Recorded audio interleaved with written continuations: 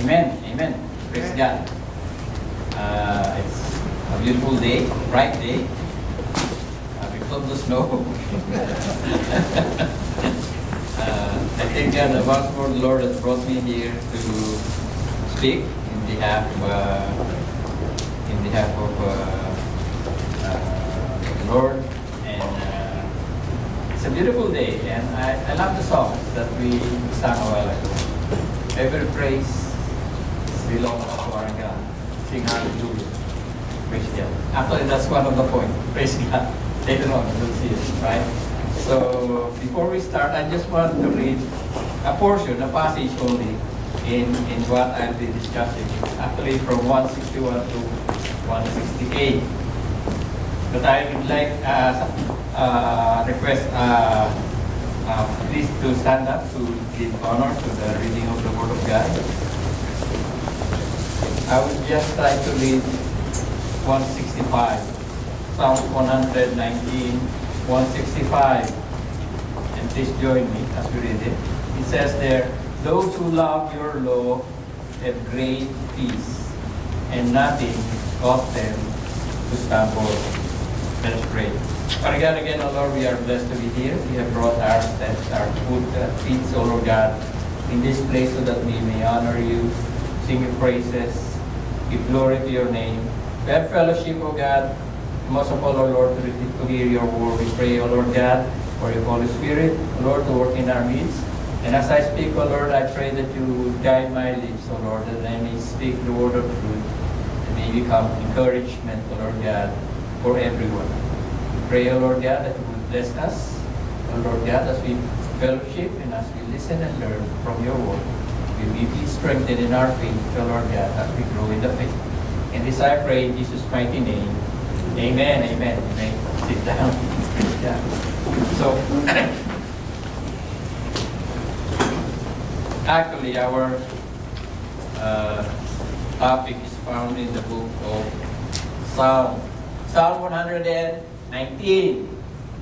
Actually, Psalm 119 is the longest chapter, right, in the Bible. It composes of 176 verses, right? So, if you see the structure of Psalm 119 is an acrostic psalm, meaning to say every single word that starts the psalm composes of the beginning of the letters of the Hebrew alphabet. There are 22 of them, so it starts with the letter A or Aleph. So the first 8 verses of Psalm 119, they all start with Aleph, A, right? And then second, then third, they're all composed of 8. 8 times 22, which are 22 letters. And so the total is 176, right? So if you have a memory verse, this is a good one, right? 176 verses. The longest one. It's an acrostic, as I say, because the way it was composed or it was written, it started with a letter of the Hebrew alphabet. Now, it's still February, right? Still the love month, right? So I was just thinking what kind of, love that we will be discussing. And I've entitled it, Holistic Love, right? Maybe you'll be wondering, what's that? I know agape love. I know phileo love. I know eros love. Estorge love. I've never heard holistic love. What is holistic love? Later on we will discuss this and we'll find out what it is. We all know that the Psalms 119, if you just read Psalm 119, it all refers to, or it's focused on the Word of God. Focus on the Word of God. And you would see a repeating theme that they just changes the word. Instead of saying the Word of God, they say the law of God, the testimonies of God, the ordinance of God, the precepts, the statutes, the judgment of God, the Word of God, the commandment of God. Keep on repeating, but they all refers to the Word of God. All refers to the Word of God. And the guy who composed this one, or wrote this one, has painstakingly, when he wrote it, he said everything starts with the same letter, 8 verses. Then the next one, every word starts with the same letter. For 22 letters of the Hebrew alphabet, painstakingly wrote this one, attributing to God's faithfulness, attributing to God's justice, all refers to the Word of God. Now, the person who wrote this one, Psalm 119, although we don't know who he is, who wrote this one, it's attributed either to David, to Ezra, to Daniel, some Jeremiah. But as I was studying it, in my point of view, it looks like it's David. Looks like it's David who wrote this one. We will find out later on why I choose David compared to the other ones, right? And it is a study in Psalm 118. So the first verse of this, Psalm 19. 119. I am not discussing from 1 to 176 because it will take us maybe 6 months before we finish this one. So I choose 161, which is the letter sheep. Letter sheep, like that, sheep. If you still remember, one time I preached this message, the Shema. Hear, O Israel, the Lord our God, the Lord is one. It starts with the letter sheep, which is, I like it because it looks like a W. But it's not a W, it's actually like an S.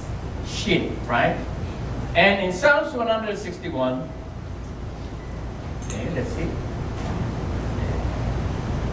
Oh. Okay.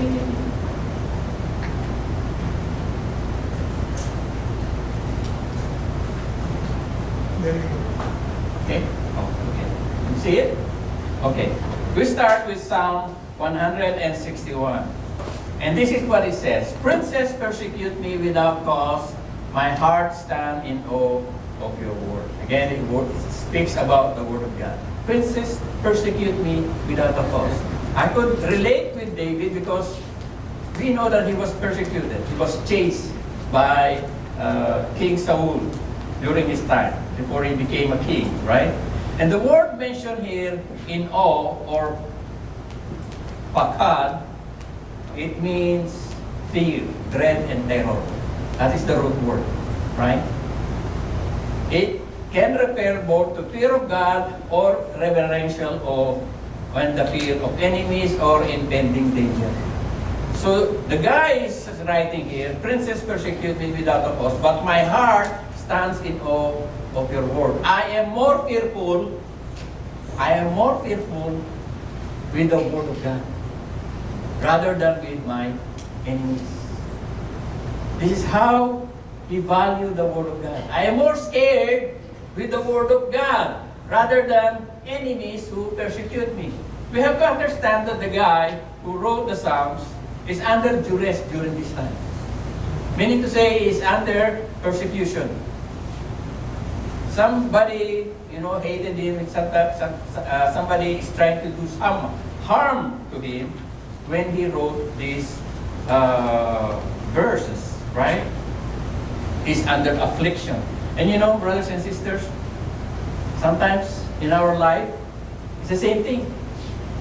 When we are under stress or under certain trials, that's the time actually we get closer to God.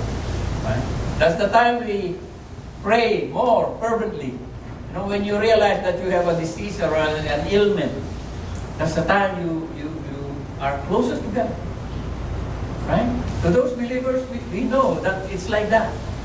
It's like a reminder that we cling to God more when we are under persecution. That's why in those places where Christians are persecuted, I just heard a few days ago, I feel sorry that there are 70 Christians who were, they were butchered somewhere in Africa. And I know a lot of brothers and sisters of ours are in those places. It's really, really very hard, right? But the thing is, as I see here, that we get closer more to God when we experience this kind of persecutions. That's why the churches in those places, they grow faster. They go faster than here in North America, right? So the guy says, even the princes persecute me without a cause. I'm not scared of them. I'm more scared with the word of God. Reverential awe, fear of God. The next one is, okay. Oops, sorry. Okay. It says here, this is the one I'm saying a while ago. I rejoice at your word as one who finds great spoil. Right? Why did he say that? I rejoice at your word as one finds a great spoil. What does he mean here, a great spoil? Right? He's referring to spoil of war, or booty, or plunder. You know, during those times when people fight, and you win the battle, you go to the camp of the enemy, and whatever you find there, it's yours. That's yours, right? And normally they collect it and then they divide it into, to the people who survived the war, right? So he says here, I rejoice at your word. It's compared to as one who find great spoil, right? That's why I said, looks like this is David, because we know David is a warrior. Daniel is not a warrior, right? Ezra is a priest. Jeremiah is not a warrior. So I said, sounds more like David to me. Although the psalmist, the one who wrote, did not say that. That's one finding great spoil. But you have to understand, why did he compare to great spoil? He could have written, as one finding treasures, right? Why not just, I rejoice at your word as one finding treasure? No, it says finding spoil. You know why? Because it speaks about war. It speaks about battle, right? He was saying like, even though I will be in this kind of situation, like in battle or in war, I still rejoice in your word because I know with you there is victory. And I know after this battle, after this victory, there is reward. Okay? That's what he was saying. I rejoice in your word because I could trust your word. Right? I can rejoice, I can be glad, I can exult and jump for joy. This is what he was saying. Joy was not merely an emotional response, but a profound acknowledgement of God's goodness and provision. It's like, when the Lord Jesus said, finding the pearl of great price. When you find it, but you don't find it just like casually. Brothers and sisters, we don't find great treasures casually. Most of the treasures that, the treasure hunters, most of them spend time. There is an effort that is given to find such treasures. Even the spoil of war, you cannot have the spoil of war without fighting. You have to fight. You have to engage. So, he was saying here, I rejoice in your word. It's like finding, great spoil. But you don't get that until you engage yourself. Right? So, for us, brothers and sisters, let us focus. I know our church here is focused more on the Word. Let's focus more on the Word. Right? Spend more time. If you really love the Word of God, it's not like, I love the Lord. But you don't spend time with His Word. You cannot love God apart from His written Word. Right? Jesus is the Word, right? The beginning was the Word was God, and the Word was God. Jesus is the living Word. But He's not here. He's in heaven. And the one left to us is the written Word. Right? The written Word of God. So we should spend more time in reading and studying the Word of God. So I rejoice at your Word. Next one. This is another one. Psalm 163, I hate and despise falsehood, but I love your law. This is a contrast, right? Love and hate, right? You cannot love the Word of God, at the same time love evil as well, or love something that is false, right? I was watching Christian Prince, if you know Christian Prince. My wife and I watch it all the time. He's an apologetic. He's a polemic guy. And one time, he was called by one of the Christians, and he was saying, why you discussing these things with the Muslims like, very harsh?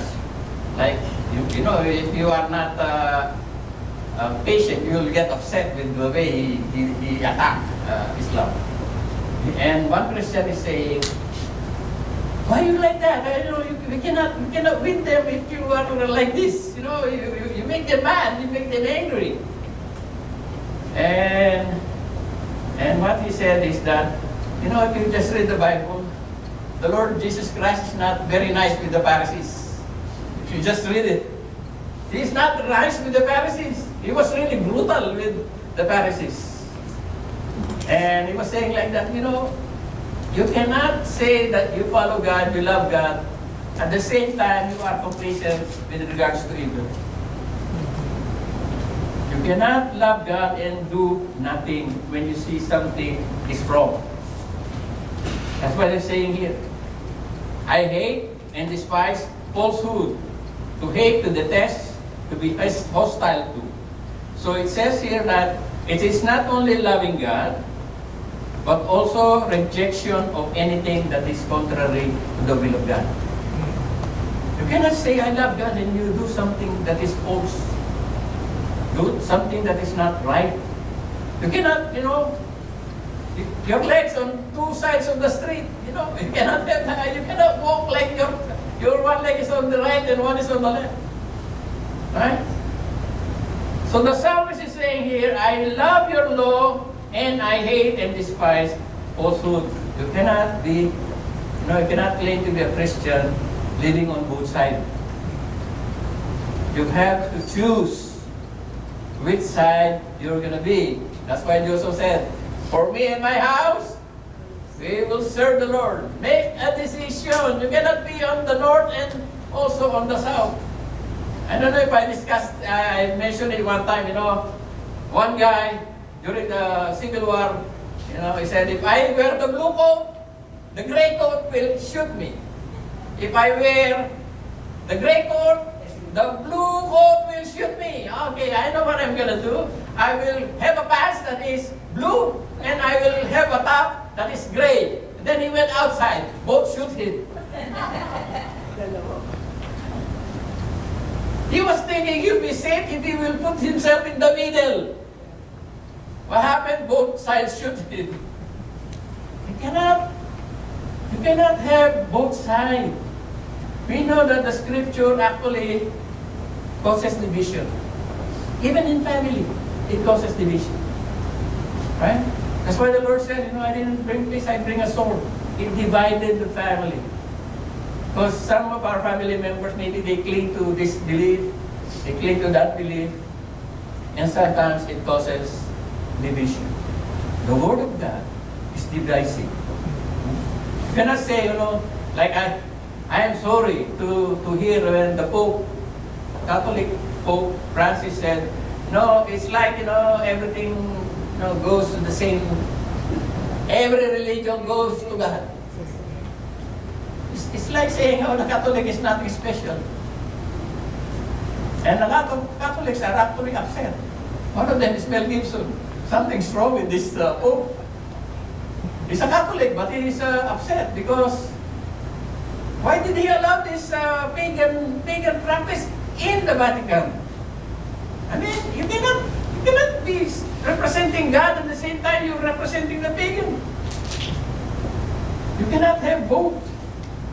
That's why the Lord Jesus Christ, when he went to the temple, there is this righteous indignation. When we see something evil, When we see something bad, we get upset.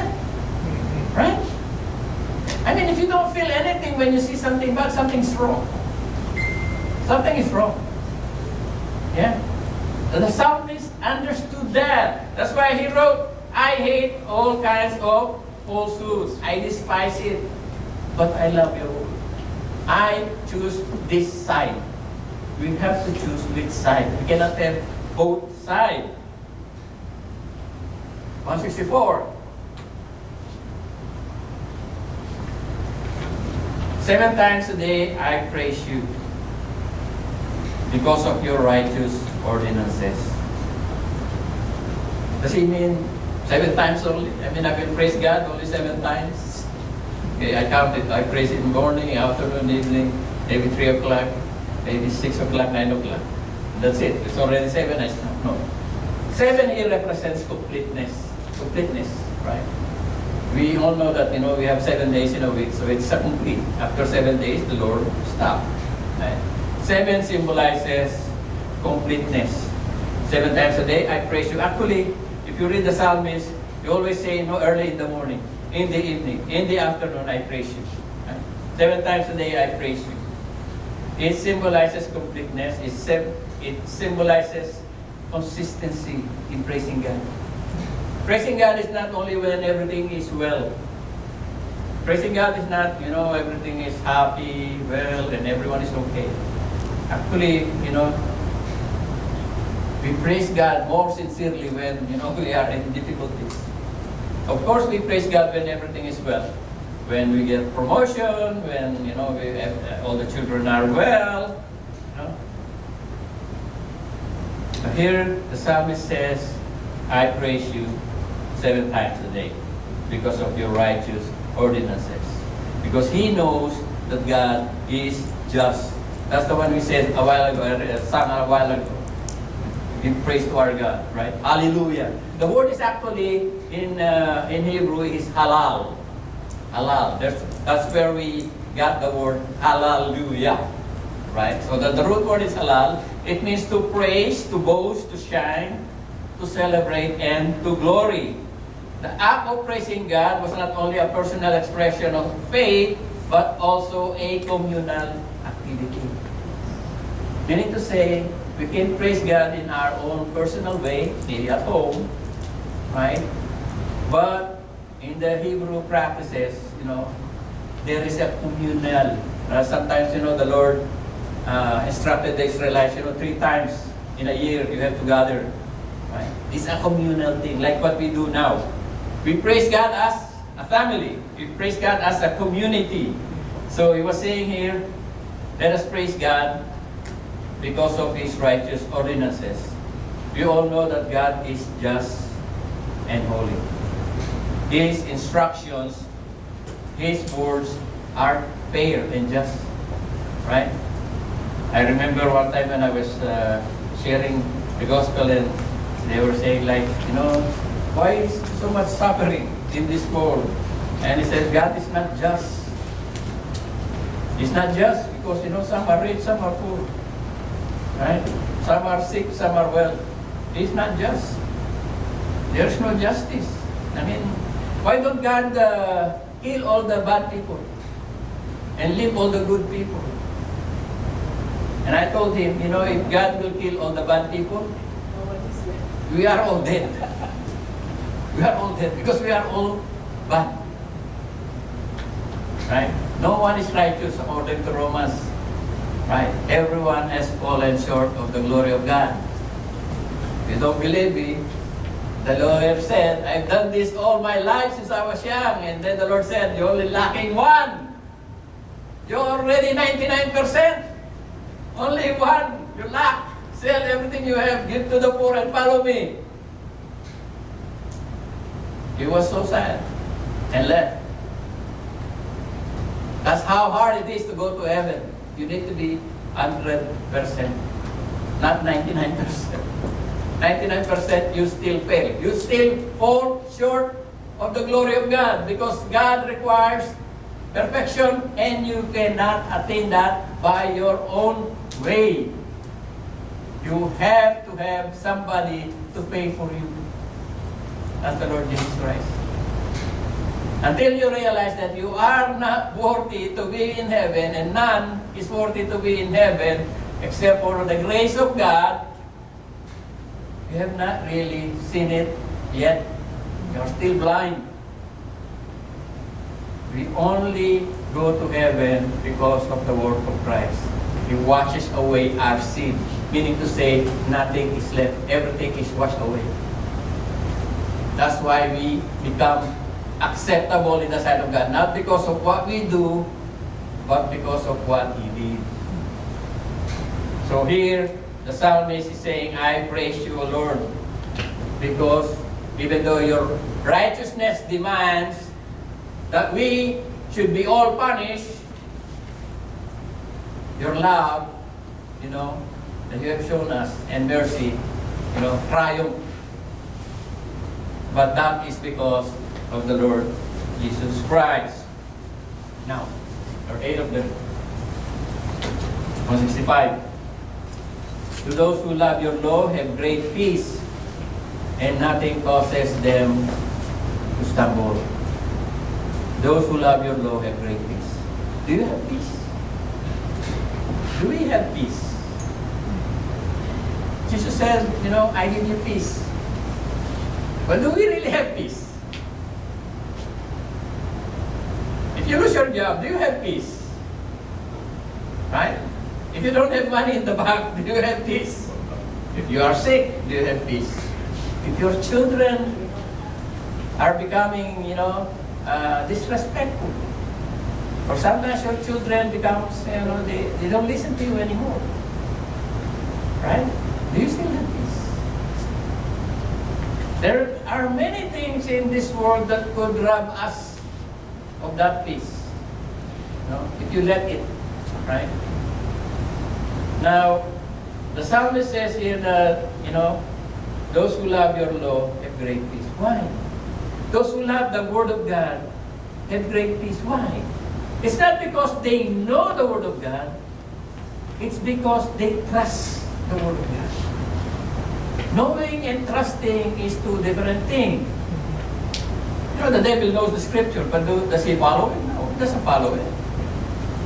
Right? Those who love your law have great peace, and nothing causes them to stumble.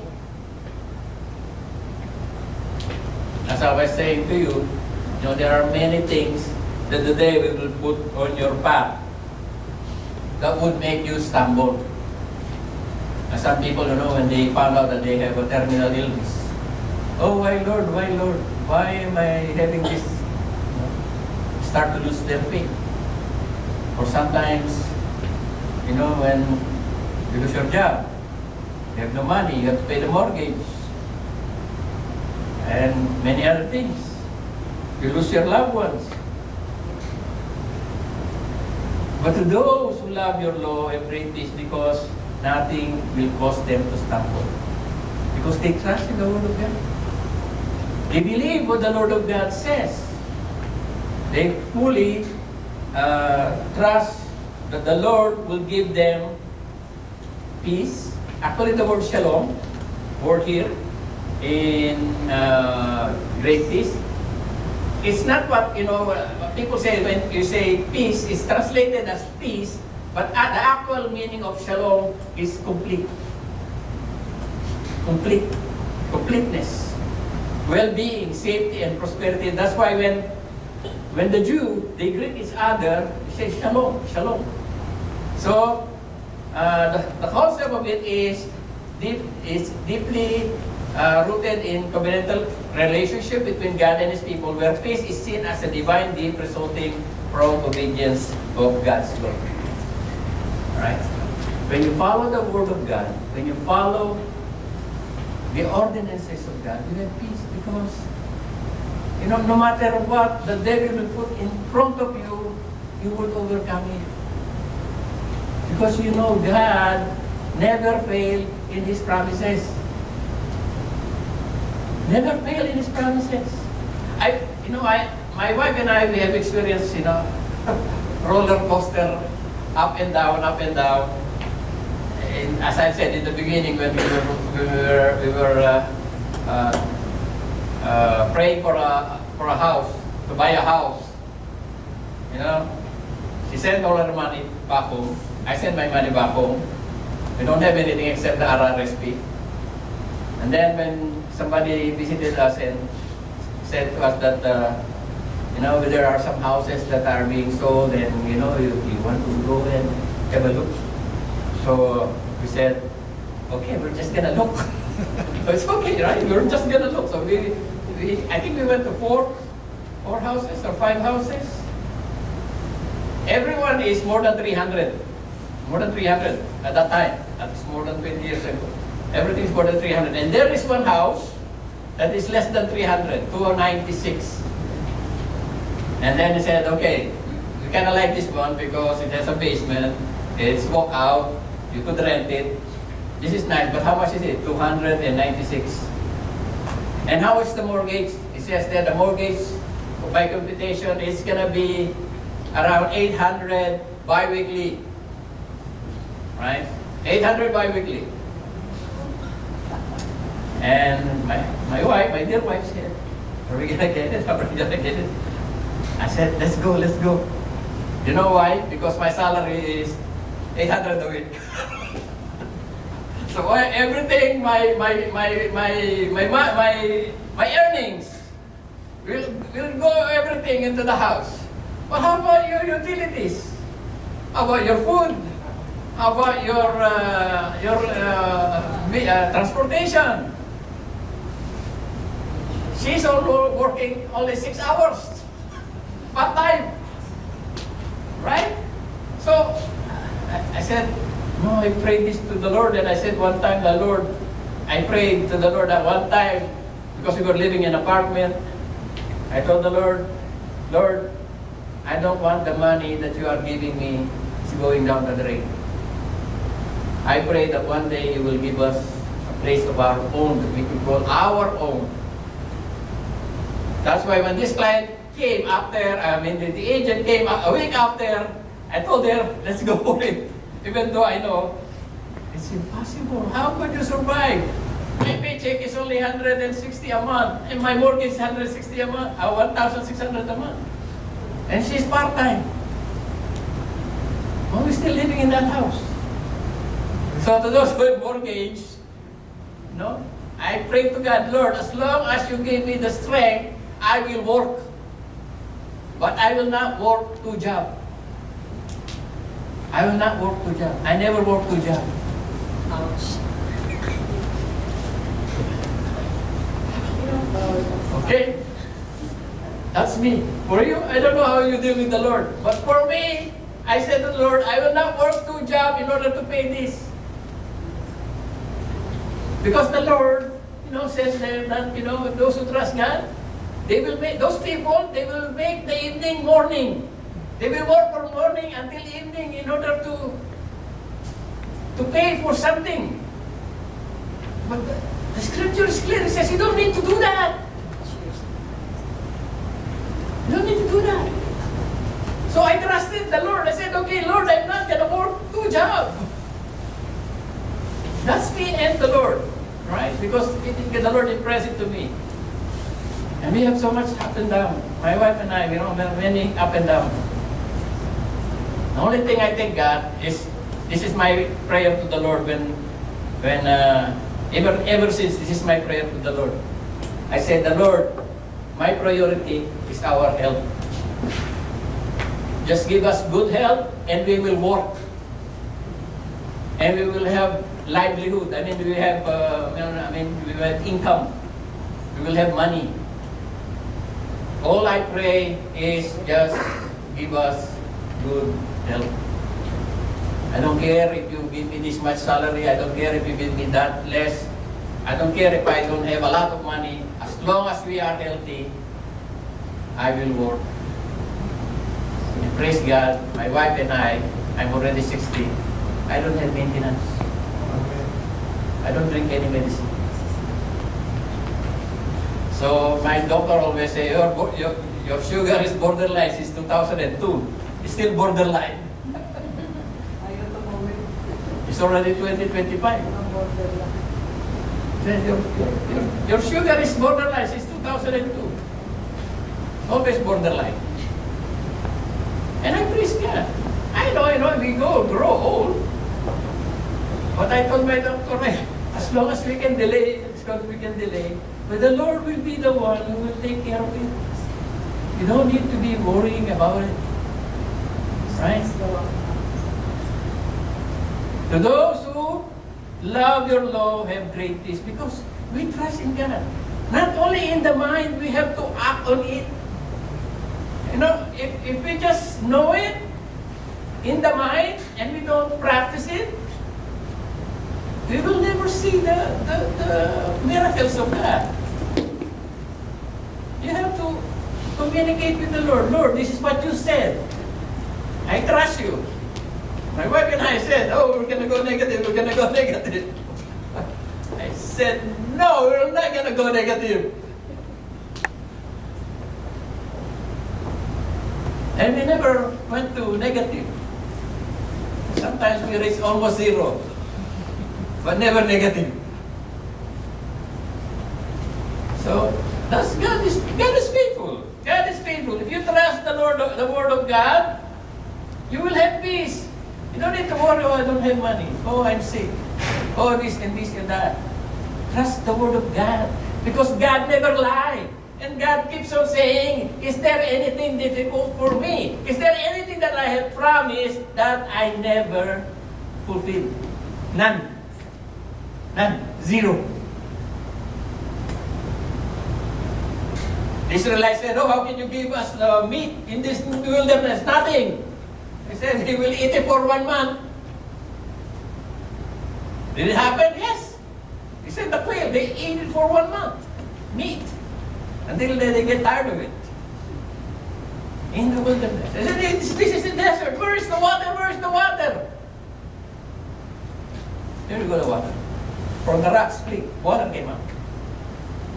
It's not in the Old Testament only. Even now, God can make a way. Just trust God. Believe in His Word. He never fails. And you will have peace. Even with your children. You know, when you have challenges with your children, I believe every parents who have teenagers can relate. You know? I am thankful with those children who doesn't give their parents too much trouble. But most of the time when kids reach a certain age, there is a certain age that they are smarter than you. And sometimes I wonder, I tell them, oh, this is the peak of your smartness. This is the time for you to leave the house. You will never reach this stage again because after this it will decline. This is the top. You know, when you know everything more than your parents, this is the time to leave the house. Because this is the time that you're the smartest. They think that there's the smartest. Okay, go. After this, you go down. Then they realize, how am I going to pay my cell phone? How can I eat? What's my transportation, my clothes, my rent? You know how much rent nowadays? A room? You have to work twice to pay for your room. So the people who love the law of God, you know, they have great peace. Leave it to God. Pray, pray, pray for your children, your loved ones. Pray for them. Pray that the Lord will make a way. Sometimes the more we push our children, the more they resist. At times, you know, as a parents, we want them, okay, I think if I can force them to go to church, they would change, or they would, sometimes it's us. Because of course we want the best for them. Right? We don't want them going astray. So we do our job. But sometimes, in our eagerness for them to know the Lord, the effect is negative on them. Right? So, pray. Right? You have to pray for them. Right? I pray for my kids. I leave it to God. Leave it to God. Do your job and leave the rest to God.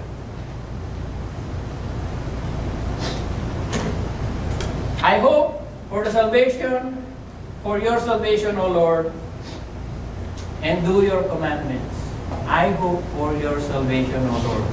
The word here is sabar, to hope, to wait, to expect. The term is closely associated with faith and trust in God's promises, reflecting a posture of waiting with confidence and assurance. Now, when we talk about hope, we always look on the positive side, correct? We don't hope for something that is bad, except you hope something bad for your enemy, right? That's another thing. I hope the Lord will take him. Meaning to say, I hope he dies. Right? That's not it, right?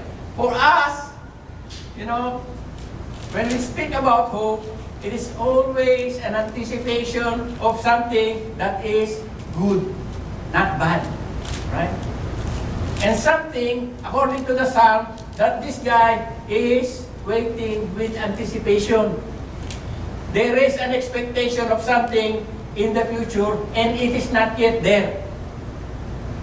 Because the psalmist, as I said, when he wrote this one, when he composed this Psalm 119, is under duress. He's being persecuted. He's being, hunted. So, he was saying, I hope for your salvation. Right? I am hoping for that day. Actually, we're hoping for that day when the Lord will take us to His kingdom. We're still in this world. We're still not immune. We still face problems in our lives. But we hope for that day that the Lord will come with great anticipation. There is always something positive we look forward, right? And this is what the psalmist is hoping for that day. The time will come when the Lord will take us home. This is not our home. This is just our temporary dwelling. We're like in the wilderness. We have not reached the promised land yet. So there is confidence and assurance as God has promised that He will save us. Actually, technically, we are already saved. It's just the final, when we are with Him in heaven, that we are waiting for that great day. To hope and wait and to expect. For those who do your commandment, there is great hope of salvation. Here it says there, do your commandment. Not know your commandment. Right? It's not enough to know the Word of God. We have to do the Word of God. Right? The blessing comes from obedience, not knowing. The blessing of God is released when we obey His Word. We study the Word of God. Why do we study it? So that we may know it? No. We study it so we may live it. Learn and live it so that we may reap the benefit of obedience. But if you don't obey, what are we going to reap? Nothing. It's just head knowledge.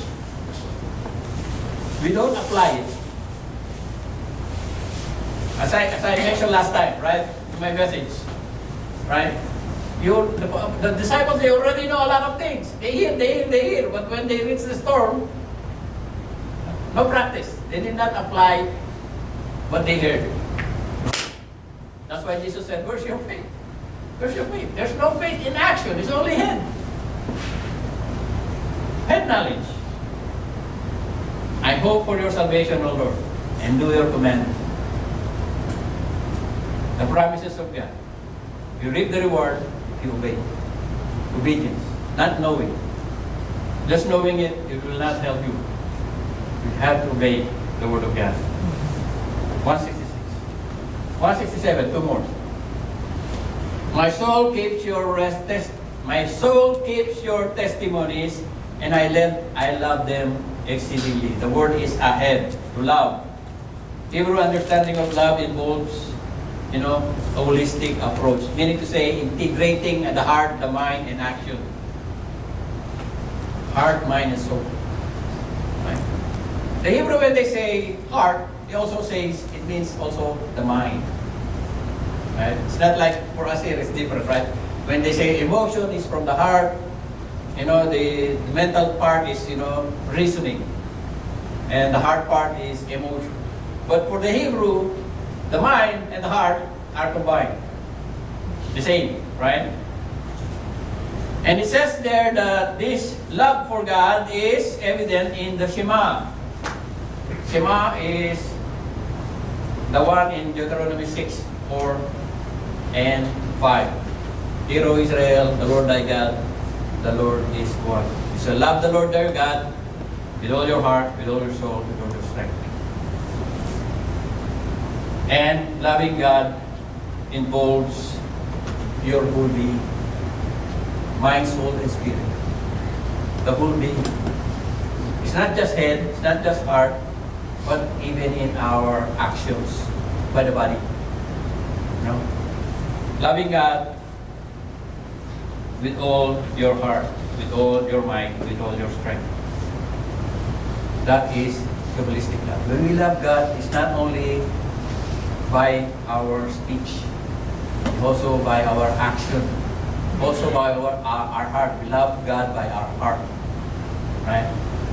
It involves the whole being. That's why here it refers to the Shema, Deuteronomy 6, 4, and 5. Finally, almost time. 168. I keep your precepts and your testimonies, for all my ways are before you. The word keep here is shamar, S-H-A-M-A-R. To keep, to guard, to observe, to give heed. Right? It means to guard and observe. It conveys the idea of careful attention and protection. It implies a sense of diligence and responsibility in maintaining what is valued and sacred. I keep it. I treasure it. Something valuable. Now, that not only that you keep it and you treasure it, you pass it on. Remember the Israelites when they were in the wilderness? Moses said, whatever I give it to you, you pass it on to the next generation. Because one day we will be gone. I hope and pray our children will catch it. Hope and pray our children will catch the thing that we impart on them, the Word of God. I keep telling my kids, I have nothing to leave you behind. We're not rich. The only thing that I could leave to you guys is I hope that you will embrace the faith. That is more important to me than money or anything else. If you have this faith for God, you will be more successful in life. Success doesn't mean a lot of money, a good job, no. You may have the whole world and no Christ. What is it to you? That's what the Lord Jesus Christ. Even if you have the whole world without Christ, it's nothing. In the end, you'll be lost. But if you have Christ, you have everything. Everything. I keep your precepts. They are valuable to me. They are sacred to me. There is a sense of diligence and responsibility not only to live by the Word of God, but also to share the Word of God to our loved ones. That is what the psalmist is saying. And imagine this guy, whoever wrote this book, he was under persecution when he wrote this book. He has this confidence with his Word of God. He trusted God. Even though, he is writing to him that, people are persecuting, people are chasing me. I still find peace with God, even though everyone is against me. As long as God is with you. As what he says, he says, I would rather walk in darkness with God than walk in the light by myself. Walking outside by yourself, I would rather walk in darkness with God. There are many instances in the Bible wherein The Lord doesn't remove the problem. What He does is He makes you go through the problem. He is with you while you walk through the problem. Not away from the problem, but through the problem. There are some problem that you have. You trust God, the Lord will walk you through it.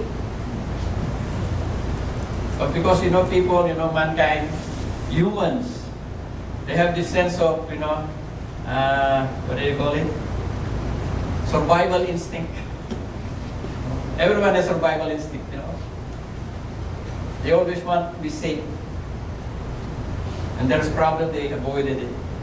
And that's only rational, when there's an accident, you avoid it. But what I mean is, sometimes in our life, we have some trials. Even when we do what is right, we still experience problems. But the Lord allowed those things for us to grow. There is a reason. If you trust God, just trust the Lord. Trust God. The last one. The Shema. You shall love the Lord your God with all your heart, with all your soul, with all your mind, with all your being. I know it's difficult, but that is what the Lord says. We have to love our God with our whole being, with our actions, with our speech, with our words, with our heart, with our mind. If you just let the Lord work in your life, just you, the Lord will do it as He has promised. He upholds us with His mighty right hand. And there is nothing difficult for God to accomplish in our life if we just yield and obey. Let us pray. Father God, again, Lord, thank you for reminding us of the truth of your word, O God, that is reliable, trustworthy, O God, and you have never failed us. With all your promises, O God, not one is not accomplished. Anything that you have said has been fulfilled, O God. And I just pray, O Lord, that you would open our eyes, that we may completely trust you in every circumstances in our life. We know that you are in control. And if you have let us, O Lord God, pass through, Lord, the valley of shadow of death, as David said, I shall fear no evil, because thou art with me. Thy rod, thy staff, they comfort me. And we thank you for that. And we pray this mighty name. Amen.